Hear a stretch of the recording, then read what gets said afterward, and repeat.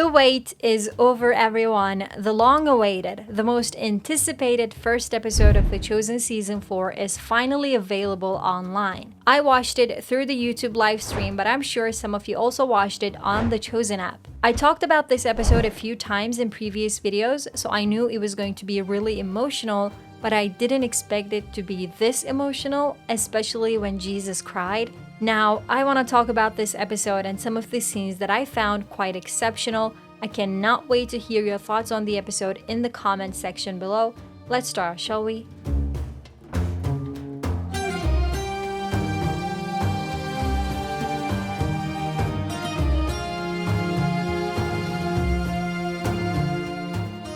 Zechariah, Elizabeth, and Mary. The first episode, titled Promises, began with a beautiful flashback of a young Mary visiting Elizabeth and Zechariah. The title's significance became clearer to me as the episode unfolded. Initially, I thought it referred to Herod's promise to Salome. However, I discovered that the name Elizabeth is derived from the Hebrew word Elisheva, meaning God's promise or God's oath. This dual interpretation of the title adds depth to the narrative, in my opinion. What stood out to me in this scene was how biblically accurate the depiction of Zechariah and Elizabeth was.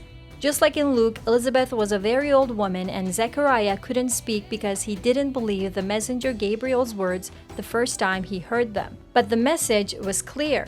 John would prepare the way for the Messiah. As Elizabeth pointed out at young Mary's belly, as John the Baptist himself said it as he was walking to his execution room, and as John said when he learned about the execution. John came to prepare the way, and he did. We were.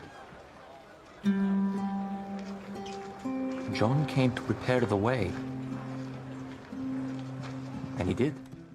It's really poetic how his parents knew even before he was born what his mission would be. And in the end, he fulfilled his mission perfectly. Simon Z and Judas. I will of course talk about the more dramatic scenes of the episode, but would it be too bad if I said this was my favorite scene in the entire episode? I mean, so much was said between Judas and Simon Z that revealed how Judas thinks and what his intentions really are. First of all, Judas said that he didn't think the disciples should do mundane tasks like washing clothes, as he believes that they should spend their time doing more important things, like spreading the Lord's message. This shows how Judas views himself and the rest of the disciples to be superior to the people they are preaching to. Simon Z's answer was quite wise when he said that they should do the things normal people do to make them see that they are quite similar. Throughout this whole conversation, it was so incredible to see that Judas does not come from a bad place. He has good intentions, but he also completely disregards Jesus' message and what he has been telling them so far. He fails in leaving his old life and persona behind and fully trusting Jesus. Simon Z saw that perfectly when he said, "You are learned, but you are not wise." You are learned. Oh, thank you. But you are not wise. Also when he said, which is my favorite line from the entire episode, "It's still dirty, Judas." Still dirty, Judas. At first glance, Simon was referring to the clothing piece Judas had tried to wash, but the meaning is much deeper than that. Judas is still dirty, with thoughts unfit for a disciple, with ways that should have been left behind long ago. We all know he will not be able to get rid of that dirt, and that will be quite difficult to watch. Overall, this scene was needed, in my opinion, to show us how Judas thinks and what really leads him to steal money from the purse he's given later on. I cannot wait to watch his journey. Herod, Herodias, and Salome. To be honest, I was a bit disappointed in Herod's scenes because I waited for him to talk a little bit more. I had been waiting for months for this depiction, and it wouldn't hurt to hear more words coming out of his mouth, but overall, I loved the banquet and the way he watched his stepdaughter dance. His eyes at the end of the dance did tell you that he was ready to give anything to Salome, whatever she wanted. For those who don't understand why Salome asked for John the Baptist's head on a platter, that's because her mother was actually the one who wanted that. The daughter was merely a puppet for her mother's wishes. Herod married his brother Philip's wife, and John the Baptist repeatedly said that it wasn't right for him to marry his brother's wife, who is Herodias in this scenario. Apparently, Herodias never liked John's open rejection of this marriage and felt humiliated, as understood from her scene with the dance teacher. So she has been holding this grudge and planning the revenge to get back at John. As Chusa explained, there's a tradition where if you impress the king with whatever you do, he promises to give you something that you want. Knowing this tradition, Herodias used her daughter to impress Herod and get what she wanted, John's head on a silver platter. I mean, I have seen the depiction of John's head on a platter in so many paintings, with this one being my favorite, but believe me when I say seeing that silver platter in that guard's hands made me so emotional.